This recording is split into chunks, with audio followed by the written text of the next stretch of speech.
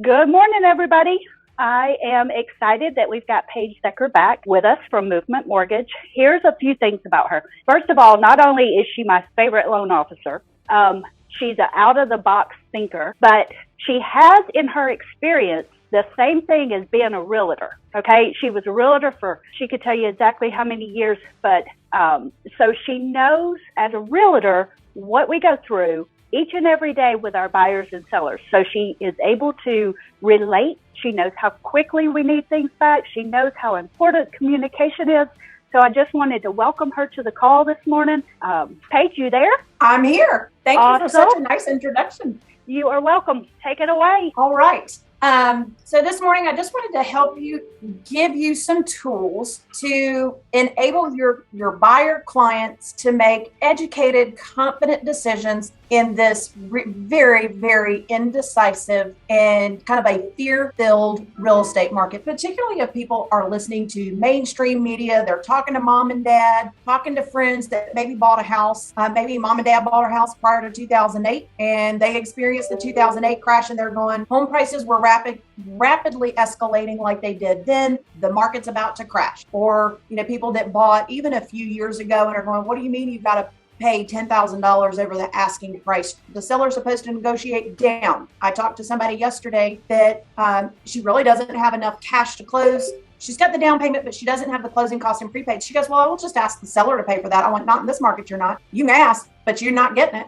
And it is having those conversations. And I was able to show her this is where we're at in this market. And so helping you have those conversations, helping the buyers be confident in moving forward, giving them some confidence that now's the time to buy rather than wait, and give them confidence that if they bid over the asking price, they're not necessarily going to be upside down for years and years. So let me share my screen real quick. Daniel, will you give me permission to share? Absolutely. Are y'all having any buyers go, I think I might want to wait? They get into the market, they realize how competitive it is, they realize how little inventory is out there.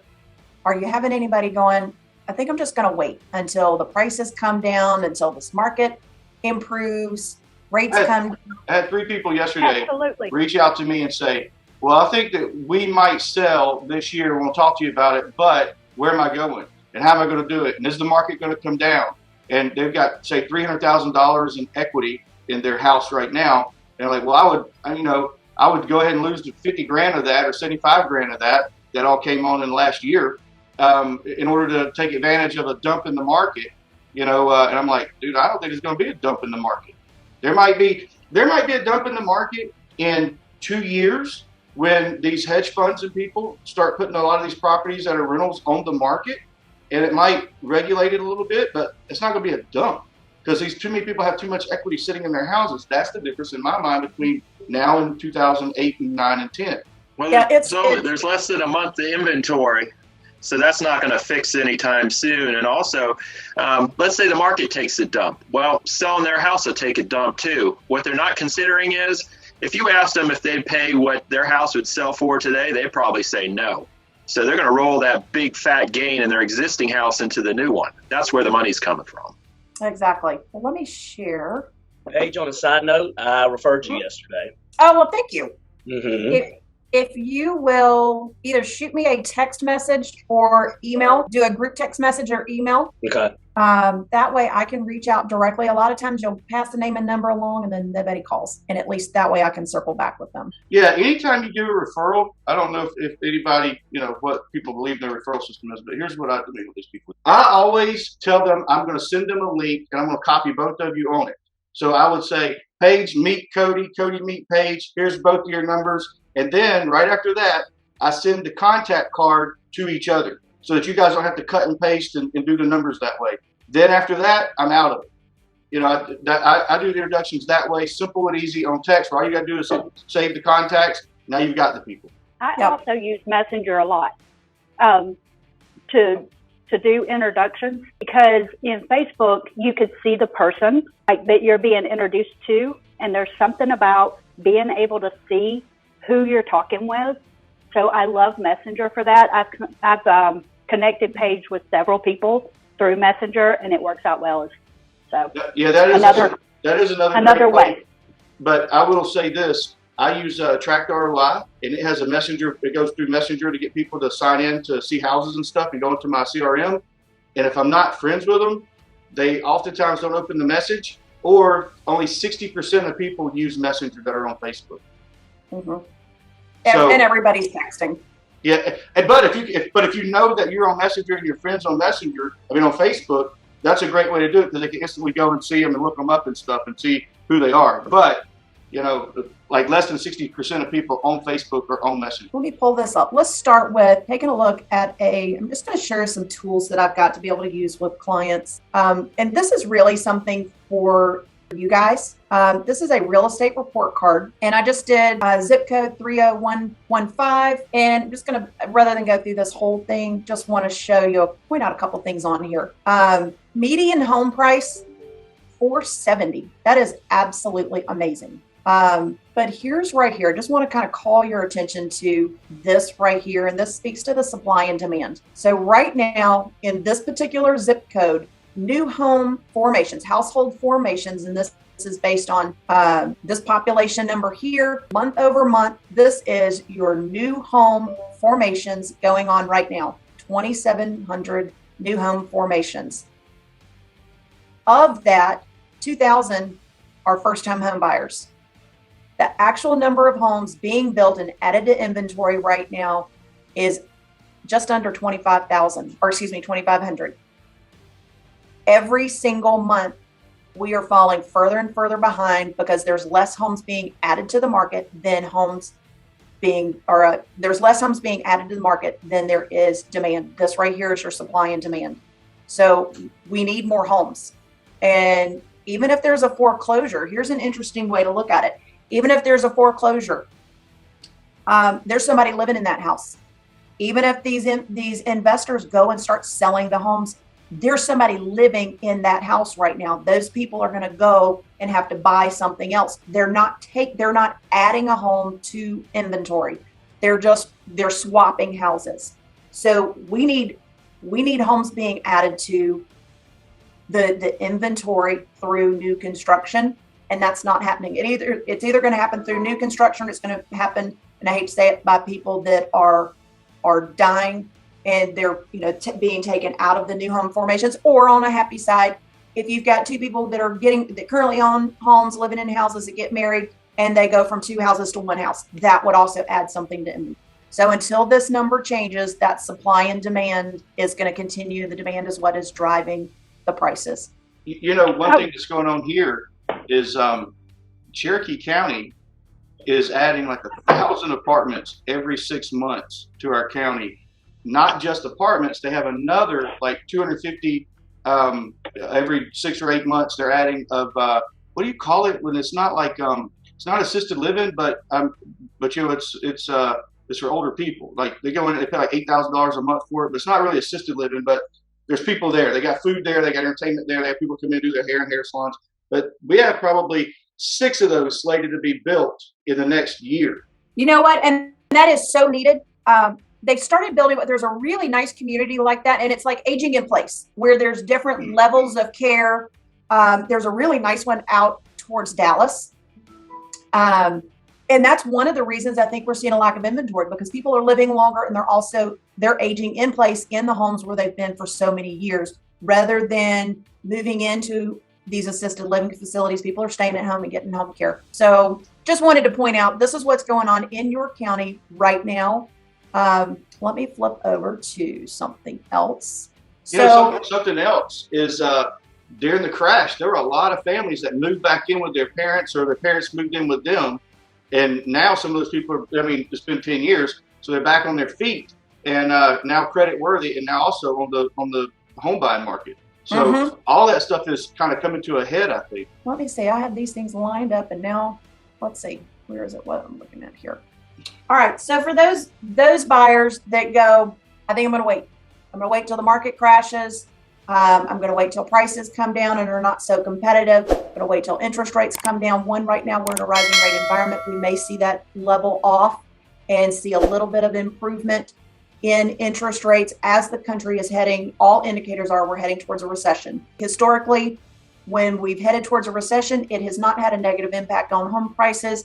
It, however, does have it has a positive influence on interest rates.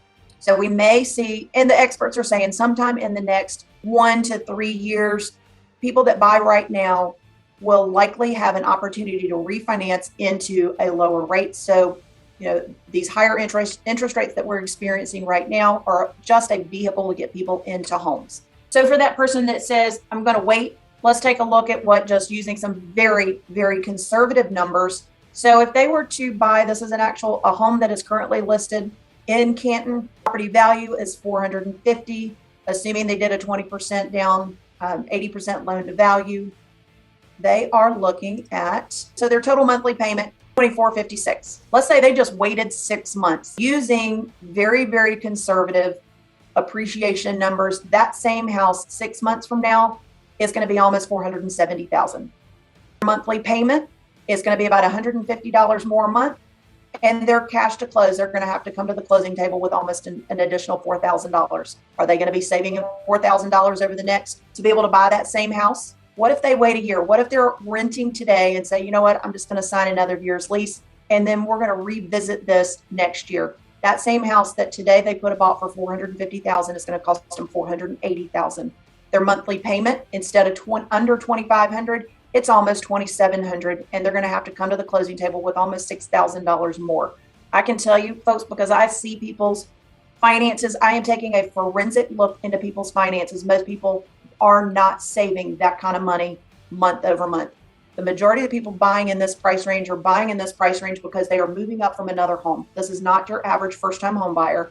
But I can tell you your first-time home buyers are struggling to set money aside every single month. So by them waiting, most people are not going to have this additional cash. And then if we just look out another year, almost $500,000 for the same house that today they could buy for $450,000. Monthly payment is just continuing to go up, and so on and so on. People better start buying their houses if they plan on having one, huh? What's that? So people better start buying if they plan on having one. Exactly. All right, let me show you this. So let's assume that was a first-time home buyer that is currently renting. And let's even drop the price range. So let's assume that we've got somebody that is currently renting and they're paying $2,200 a month in rent.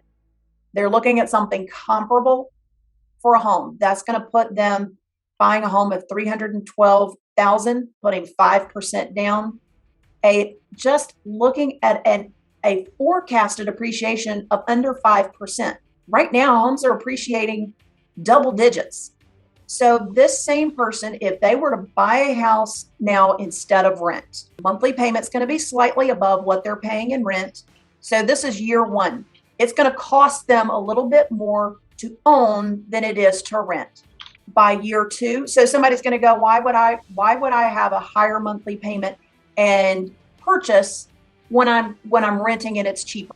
Well, by year two, with the rate of a very conservative increase in rent, and right now rents are rising at the most rapid pace we've ever seen in history, almost going up equal to or greater than in some areas than home appreciation. But even using very, very conservative appreciation numbers or rent increase numbers, by the second year, they're paying more. That rent is just going to continue to go up and up and up. The cash flow difference is they're going to spend $25,000 more in rent and get no appreciation at all. The appreciation gain just by market appreciation, using, again, very conservative numbers of the forecasted 4.27%, their market appreciation is going to be $142,000. The amortization gain in this right here, I think, is a hidden, kind of a hidden pocket of money that first-time homebuyers in particular forget that they've got. This is forced savings. This is the principal reduction. Every single time they are making a payment on their mortgage, they're paying down that principal. It is like forced savings. So if the market didn't even go up at all, they're sitting on this just as the amortization of their loan has gone down. Let's look at if they were to sell their house. The only way to capture that equity is to sell their house or get an equity loan or cash out refinance. But let's assume they sell. In 9 years, the cost to sell, let's assume that they're going to be paying a 6% real estate commission. The cost to sell, almost $30,000, assuming not even any tax benefit at all. We're not factoring that in here. The net gain for these folks buying a house is $178,000. Even with the initial closing cost and the cost to sell at the end. This is based on 450,000, 455. This is based on a $312,000 purchase at very, very conservative appreciation numbers. Do you have the appreciation numbers from for like Cherokee County, Cobb County, any of those like in front of you? I don't have them for the county, but let me see. Let me stop sharing so I can see the tabs on mine. Daniel, this is not specific to a county, but this is specific to the state. And then it's easy enough with the MLS or FMLS to get your county specific numbers. But this is looking at home appreciation or change in the home price index over the last quarter. Georgia overall has gone up almost 5% just in the last quarter. Yeah, I think I looked at it not too long ago. I think we were like 32% year over year, or something crazy like that. Okay, here it is for the state, and I'm not surprised. I do a lot of work in South Florida, and in that market where I'm working, they have seen almost a 30% over year, and it is just insane. Here it is, Georgia for the year is almost 21%. These numbers get really staggering when you see the 5-year, and this is a good one to show people that even if it was really conservative, when you look at that rent versus own, it's pretty. I mean, when you're looking at $178,000 in equity, that's just to me, it's like stupid numbers, and I wish I could change those to show them what it's been. This right here helps you do that. In the last 5 years, homeowners have experienced a 65% increase in home prices. I mean, that's counting really bad spots and really good spots. So, right. That's averaging it out. So if you did a weighted to it, it would probably be, Cherokee and Cobb probably, and probably Coweta County, probably far more than the others. Okay, now I'm going to blow your mind. All right, so people I talk to, particularly those of us that have been around and were homeowners in 2008, saw a tremendous drop in home prices. People still have that mindset. So they're like, okay, yeah, 5 years is one thing, but what happens when the market crashes and the home value is below water? Let's look back to 1991, 30 years ago. I was a wee little bit. Home ownership is a long-term investment. 244% increase in the home price index, and that takes into consideration multiple recessions and the 2008 drop. Wow, look at Colorado. So if you bought a home, Colorado and Utah, look at that. That is bonkers crazy. Over 500%. It's insane. So anybody that doesn't think that home ownership is the best way to build wealth has their head in the sand. They've just got too narrow of a viewpoint, and they're kind of stuck in that 2008, 2011, where we saw home prices drop. And that was just an anomaly that happened. If you look at the home price index over the 30 years, if you look at this on a chart, the only time in our 65-year history that we have seen a significant drop in home prices, and that was during 2008, 2011. I think the only time where it was anywhere close to that was the Great Depression, drop in home prices. So how do people buy houses? Is there something special that they're doing for mortgages in DC? I mean, look at that. I mean, how do those people? I mean, what are they living in closets? And they're $500,000 closets. I mean, how is that? How are they buying these houses up there? Well, you look in New York, they're buying itty bitty, teeny tiny condos. Really, anywhere where prices are just astronomical. Last week I was down at my parents' down in South Florida, and my stepdad and I get into a conversation. We were watching one of the $1 million listing real estate shows, and that spawned the conversation about kind of exactly this. How is it that people are buying houses? What's the cost of homes? What's a first-time home buyer supposed to do? And it depends on the area. He was saying in this area, first-time home buyers can't even touch a house for $450,000. And that's true in some areas. You go out to California, I've got family that's in South Lake, Texas. South Lake, Texas is actually the richest. Just like the average home price is $1 million. And first-time home buyer, same thing in California. I've got a lot of loan officer friends and real estate agent friends that are out in California. A starter home's $2 million. And it is, people are having to buy further out. They're buying smaller homes. Maybe they're not buying in the same neighborhood. And think about, I think when I first started working in, my start in real estate was working for a home builder. But when I shifted over and started working for just a regular real estate company selling resales, I started working with some home investors, and they were buying a lot of homes in areas that we called them wine and cheese neighborhoods. And those were the neighborhoods, because you could always tell the neighborhoods that were shifting because the liquor stores started selling better wine. You know, going into College Park was one of those areas that was up and coming at the time. And so home buyers started buying houses in areas that they otherwise would not have considered if they wanted to be closer in town. And they were having to renovate houses. We've got renovation loans that can help people accomplish that. Or investors have an opportunity to go in, buy a house, fix it up, and keep that cost as minimal as possible to be able to help home buyers buy. I have a friend of mine that he owns like 20-something thousand single-family residences. He does not believe in apartment complexes, condos, and things like that because he wants it to be liquid quick. And he took a bunch of his money and put it in, I think he ended up buying like 10,000 houses in the suburbs of like Kansas City or something. And he was buying them for next to nothing. And now those houses are probably, it was a transient area. It all changed over. And then now it's like those $200,000 houses are probably $500,000, $600,000, $700,000 homes. I mean, he watches, he buys data from data scientists that say these people are most likely to move, and this area is now changing quicker than anything else in the state or the country. So anyway, so there's definitely a huge, watch the transition areas. They definitely change. And I like that wine. The wine gets better. Auto parts stores go away. Like when areas get better, auto zones and things like that typically do less business and end up having to rent their space or sell their buildings. That's another thing. Like if you're in lower income areas, you always have more liquor stores. And another thing to watch now in auto parts stores, another thing to watch now is these vape stores. These vape stores are everywhere waiting for the weed to go legal. Then they're going to be in a battle with each other. So we'll see what happens with all that. Guys, we're 33 minutes in, and I'm fascinated by this stuff. Is there something else that you guys would like to use her for a resource or something else she could share with us that you guys want a topic versus us throwing the topic on you? Anybody? Yeah, what would help you the most? What are you hearing out in the field? What are your sellers and buyers struggling with other than, just inventory? What would help you overcome some of the challenges you're having today? One thing that I would say is I would like to learn more about if you've got a 401k, if you've got some kind of annuity plan, if you've got parents that have something like that, or somebody that will do that as a, like a gift letter. I'm trying to find different ways to help agents to help their buyers to find the money, to find their resources, whether their parents are in it with them, or if they need to tap their 401ks. What are the real penalties of that nowadays versus years ago when I had to deal with some of that stuff with some of my buyers.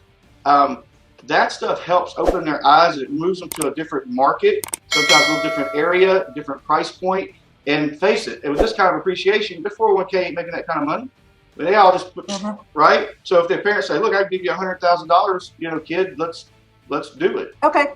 So really some alternative sources for down payments. Yeah, some like commingled funds there, possibly. Oh, that's awesome. She knows it all. Question for you, it's a personal question. What shifted from selling sticks and bricks to selling money? Oh, great question. I was living there in Atlanta, and we have had a home in North Carolina for a number of years, and decided that my husband in particular, was tired of the rat race of Atlanta and wanted to make our North Carolina home our primary residence. And so when I moved up here in February 2020, I knew I did not want to start over in real estate. The real estate market up here in North Carolina is completely different than it is in the Atlanta area, and different in every single way. So I'm like, if I'm going to start my career over, it is not going to be starting over in real estate. I want to be able to help people that I already know. And everybody I know is a real estate agent in Georgia and Florida. And so it just so happened that coincided with COVID and the whole country shutting down. I was like, great. And I can do mortgages from home. North Carolina. What part of North Carolina are you in? I'm in a tiny little town called Moxville. So I'm about an hour north of Charlotte and about 30 minutes west of Winston-Salem. Gotcha. Well, you got big markets near you. I'll be sharing insightful and informative videos on stress-free retirement, being your own bank, setting up college funds, understanding Social Security, wills, probate, trust, and how the Fed Reserve rate hikes affect your mortgage rates. And always real estate solutions. I'm your go-to expert in real property. Look for my YouTube channel, living in Canton, Georgia, where it is sunny as can be right now. If you find value here, please like and share so others might as well. Remember, I'm not a videographer, not a video editor. I just want to share the most important info with you guys. Each video has a full version of around half hour or so, but there are multiple shorts of only 5 minutes or less as well. My name, Daniel Klopfelter. My area of specialty is real estate and asset protection for more than 25 years. So why am I exhorting you to view financial-based videos on a real estate channel? Good question. I believe that we all do better when we know better, which is why I'm here to expose you to a team of experts who know the topics that matter most. All of these topics work in unison. Full disclosure, I receive nothing for doing these videos other than the satisfaction of adding value to you.